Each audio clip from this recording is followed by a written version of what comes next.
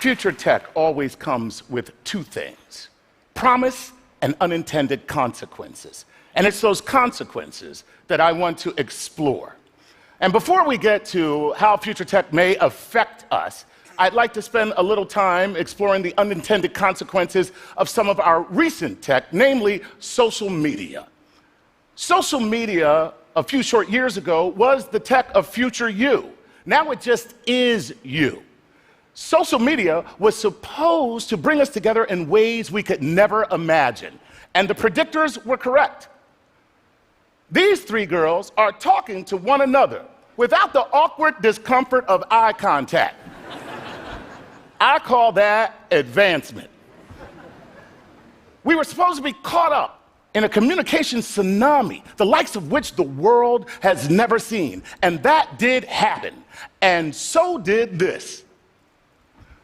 One of these things is not like the other. Now look at this picture. If you pick the guy with the book, you are wrong. Or as a certain president would say, wrong. Clearly, three of these guys are reading, and one guy on the end is listening to music and playing Candy Crush. So are we more connected, or are we just more connected to our devices? Social media was supposed to place us in a veritable town square where we could engage one another with challenging ideas and debates.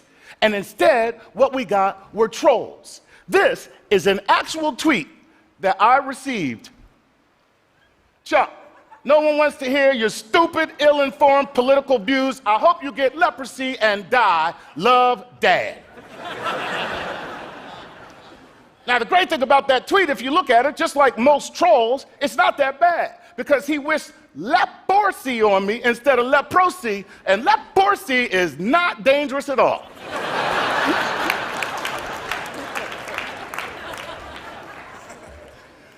Along with trolls, we got a brand new way of torturing teenagers: cyberbullying. A concept that my 75-year-old mother just can't seem to wrap her head around. So did they hit him? No, Mom, they didn't hit him. Did they take his money? No, Mom, they didn't take his money. They put his face in the toilet? No, Mom, they didn't. Well, what did they do? They attacked him on the internet. Attacked him on the internet? Well, why don't you just turn off the internet? Your whole generation is a bunch of wussies. She's got a point. She's got a point. And I don't even want to talk about what social media has done to dating. I was on Grindr until I found out it wasn't a sandwich app. And I can't even tell you about Tinder, except for the fact that if you think that there is a limit to the amount of anonymous sex we can have on this planet, you are sadly mistaken. So where do we go from here? Well, let's just jump right in and play the hits. Driverless cars, something that has already been around for many, many years, just without the assistance of computers.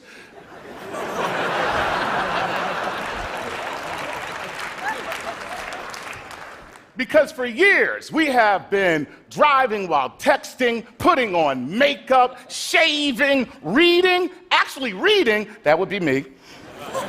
The other thing is that since driverless cars will be shared, most people won't own cars, and that means the DMV will go away. The DMV, I know what you're saying right now. There's no way this guy's going to stand up here and make a case for the DMV. Well, I don't know about you, but I do not want to live in a world where harsh fluorescent lights, endless lines, terrible forms to fill out, and disaffected, soulless bureaucrats remind me that I am pretty damn lucky not to work here. That is the real service they provide. The DMV. Come for the registration renewal. Stay for the satisfaction of knowing you made some pretty good life choices. Nobody will own their car in the future, and that means teenagers will not have a place to make out. So you know what that means? That means they will order driverless cars to do just that. I do not want to step into a vehicle and ask the question, why does this car smell like awkwardness, failure, and shame? If I want to ask that question, I'll walk into my own bedroom. So what else do we have to look forward to? That's right, artificial intelligence. Artificial intelligence, yes. You know, there was a time when artificial intelligence was a joke. I mean, literally, a quip that you would hear at a cocktail party when somebody would bring it up in conversation. Artificial intelligence? The only real artificial intelligence is our American Congress. Well, it's not funny anymore.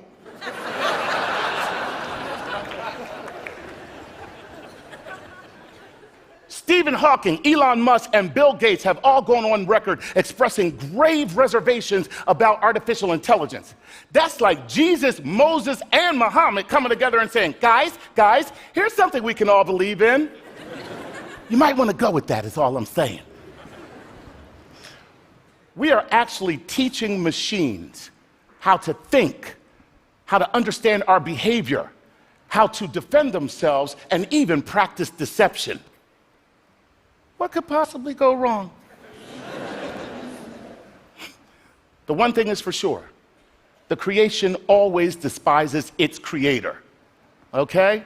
The Titans rose up against the gods, Lucifer against Jehovah. And anybody who has a teenager has heard these words: I hate you, and you're ruining my life. I hate you. Now just imagine that sentiment with a machine that can outthink you and is heavily armed. The result? Absolutely.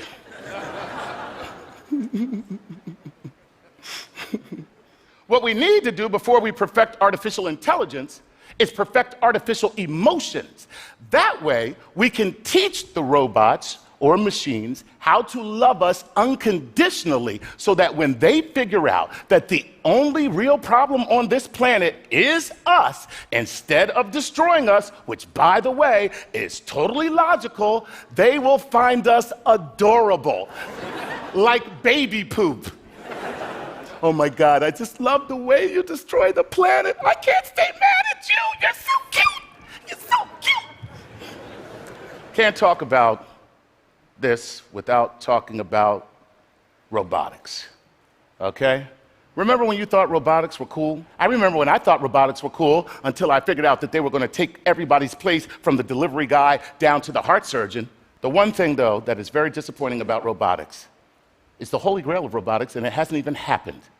I'm talking about the robot girlfriend, the dream of one lonely geek in a windowless basement who vowed one day, I am going to marry my creation. And there actually is a movement underway to stop this from happening for fear of exploitation. And I, for one, am against that movement. I believe we should have robot girlfriends. I just believe that they should come with a feminist protocol and artificial intelligence, so she can take one look at that guy and go, I am too good for you, I'm leaving.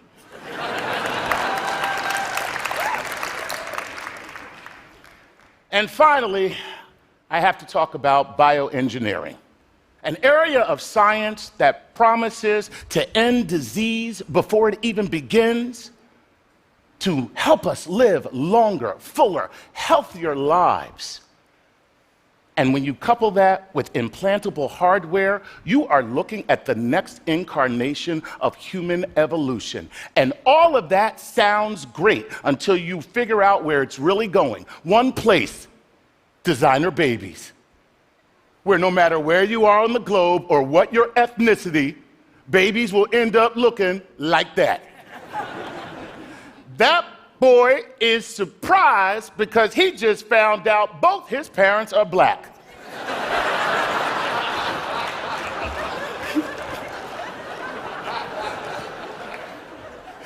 Can you imagine him at a cocktail party in 20 years? Yeah, both my parents are black. I mean, it's a little awkward at times, but you should see my credit rating. Impressive, very impressive. Now, all of this seems scary, and everybody in this room knows that it isn't. Technology isn't scary, never has been, and it never will be. What's scary is us and what we will do with technology. Will we allow it to expose our humanity, showing our true selves and reinforcing the fact that we are indeed our brother's keeper? Or will we allow it to reveal our deepest, darkest demons? The true question is not whether or not technology is scary. The true question is, how human are you? Thank you.